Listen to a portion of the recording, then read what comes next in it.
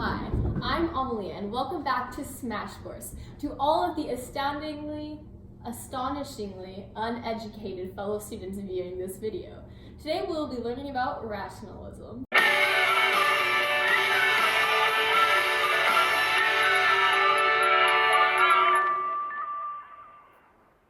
Which is why I'm just slightly partly confused as to why we were doing this project, as it is quite irrational to ask a class full of nothing doers to actually formulate something of meaning.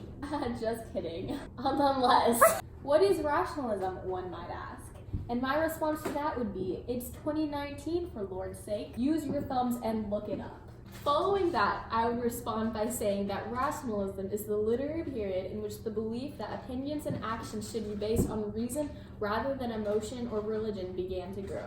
The root of this time period spread back to the 17th century Dutch Republic, and the implications of this period still affect our everyday lives. Without John Locke, today we would probably still consider life, liberty, and property as natural rights that are granted by someone else as opposed to natural rights. Miss Newton! Don't you mean John Key? As always, me from the past, you are stupid. Originally, we can go all the way back to 1596 to see the beginning of rationalism with the father of modern philosophy, or as I like to call him, Daddy Descartes.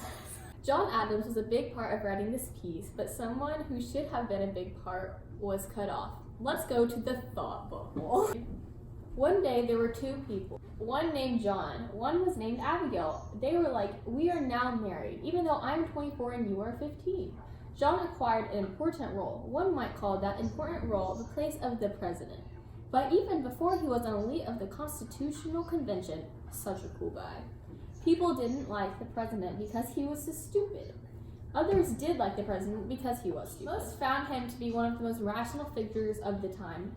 But when you read the letters, one can sum them up. So John was like, bruh, I'm gonna do whatever I want because I'm a man. And by the way, women are actually more powerful than men.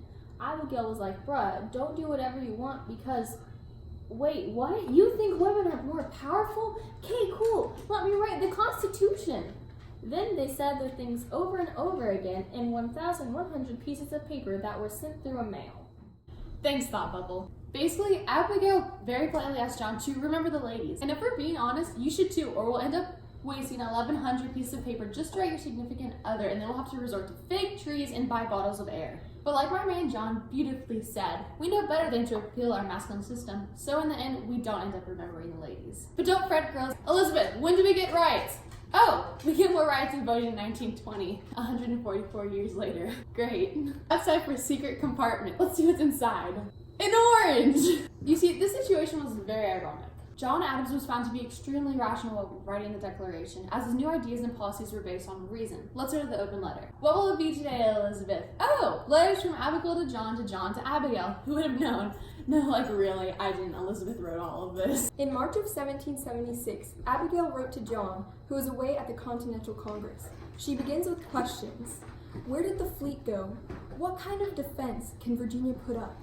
Are we Americans as savage as the British portray us to be? She then states that producing a leader like Washington is great, but at the same time the colonies are being duped by royal governors, such as Dunmore. Abigail proves her intelligence and commitment to her nation's independence, and she wants to know how the war is going on, while taking a stance on how it is at home. She tells her husband that she finds it odd that those who are in charge of setting the parameters for liberty, men, are those who actually take it away from people, women. That's like when your friend has goldfish and they give everyone a piece, but not you. Like, feels bad. This sets a precursor to her thesis. She then talks more about personal matters, the state of the Adams property in Boston, and the state the people are in, as some keep honor and virtue, while others say they do, but do not truly. She feels a change around her, like the war is turning, and the land is becoming hers once again. She asks Adams that once the Declaration is written, the ladies are remembered. She pleads for a change, that unlimited power not be given to husbands, rather to women as well. She warns that rebellion against laws which women have no voice in would ensue if women are ignored once again. She reasons, like a rationalist, that men have proven to be tyrannical, that women are not just vassals to men, and power must be redistributed. In other words, it's time she gets the goldfish. And she wants a lot, okay? Like extra cheddar. And then comes John, who responds in April of 1776, a whole month later. Yeah, imagine texting. He begins her responding to her questions on the state of war.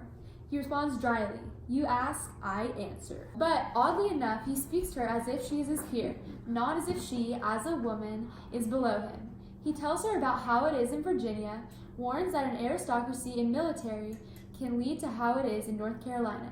He then says that all colonies are duped by a Dunmore at one point or another.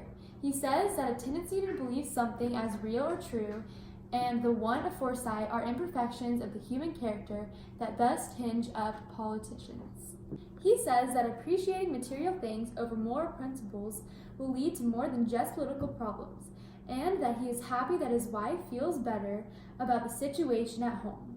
He tells her to be patient with the issue of independence, and says that he laughs at her code of laws, as the American struggle for independence has loosened the bands of government in any and every way possible.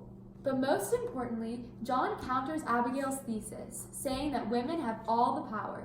They control marriages, famously talking about the despotism of the petticoat. The power of men is just an idea, as they are obliged to go softly. According to him, the men are the subjects. The point is, rationalism was a time when people started to see it irrational that the decisions of one man would influence the lives of a nation. People began to realize that human beings have natural rights that can't be compromised.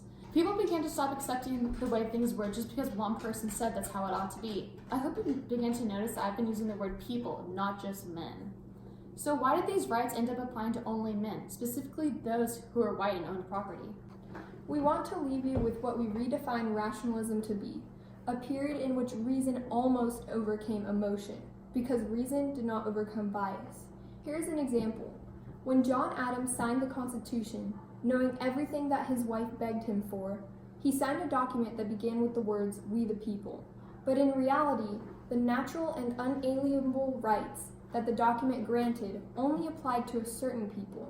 Thus, at the time, we stand to argue that it wouldn't have changed the Constitution at all if it had just begun with the words, "We the men."